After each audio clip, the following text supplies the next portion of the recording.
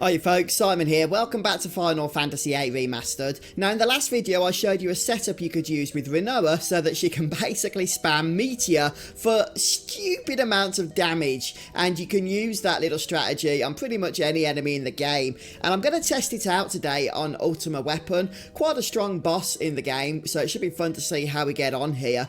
One thing to note is that because of the way the fixed encounters work in this dungeon, the Deep Sea Research Centre, and the items that we can farm from them, I'm not actually going to be saving my game after defeating Ultima Weapon. So just bear that in mind. If you want to make use of the fixed encounters, and I recommend you do, if you're trying to, super max out your team, then don't save after Ultima Weapon. By all means, try and beat him for a bit of fun, but just don't save your game. Of course, if you don't care about those fixed encounters, then by all means go ahead and save.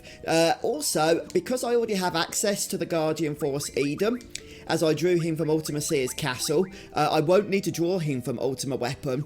But if you're playing this dungeon on Disc 3, then you might want to go ahead, if you're fighting Ultima Weapon, and just draw Eden. Since if you are fighting Ultima Weapon on Disc 3, obviously you don't care about those fixed encounters anyhow.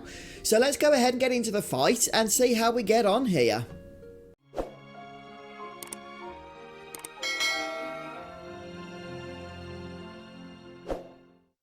Oh, just a heads up before we get started, there's actually a hidden save point right in the area where you can summon Ultima Weapon, so just make sure you activate Move Find if you want to be able to see that, but don't forget to change it back to some other useful ability once you've gone ahead and used it so that you're ready for the encounter. Alright, here we go. Right, so as we get into the fight here, let me talk about my setup. Just to clarify, I won't be using any of the toggles that come with the remastered version of the game here for this battle, so I'm going to show you how Rinoa's Meteor Wing, as the fans call it, absolutely owns anything, even without those remastered toggles. And once we've gone through the initial setup here at the start of battle, I'm literally just going to put my feet up, put the controller down, and she'll take care of everything. Now, I'm a little bit unfortunate here because Ultima Weapon does decide to open with the nasty Light Pillar ability, which is his most powerful attack since it one-shots any character regardless of their defences. But nothing that a quick revive can't handle, and as you can see, I was right ready with that then. So, Squall and Quistis, their job in this encounter is literally just to cast Aura onto Rinoa, cast Meltdown onto Ultima Weapon, and then as an optional step, this isn't required but it's something I do just for the true AFK method, just cast a hero onto Rinoa as well, hero item. Right, so some people have been asking, why bother with Meltdown? Doesn't Meltdown cast VIII, which only reduces vitality, and Meteor is a magical attack, not something that's going to be defended against physically? Well, actually, Meltdown reduces both vitality and spirit. So VIII is actually referring to both of the defensive stats, not just the physical vitality. So if you people don't know that, hopefully that clarifies.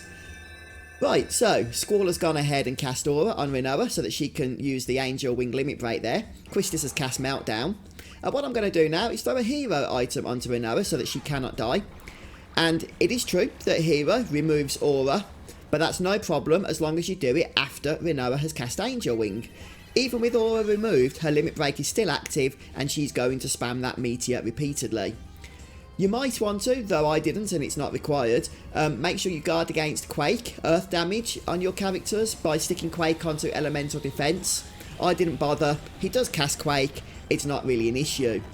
And that's pretty much it. Right now at this moment, with all the setup done, I've literally got my feet up, my controller is down, and it's just a case now of sitting back and enjoying the show as it unfolds in front of us.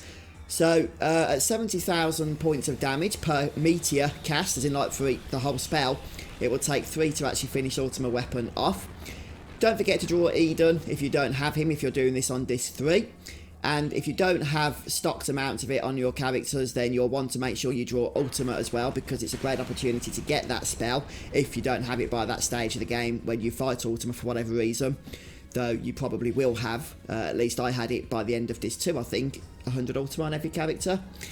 So let's go ahead and cast what I believe is going to be the last Meteor here. Now, you saw that Squall Quistis took some damage there, that was from Quake. Again, you can guard against that by defending against the elements. But I didn't really see the need to.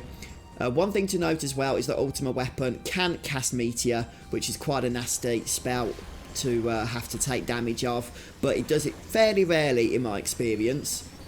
Though again, you know, if your defences are high, it won't be too much of an issue. And there we have it.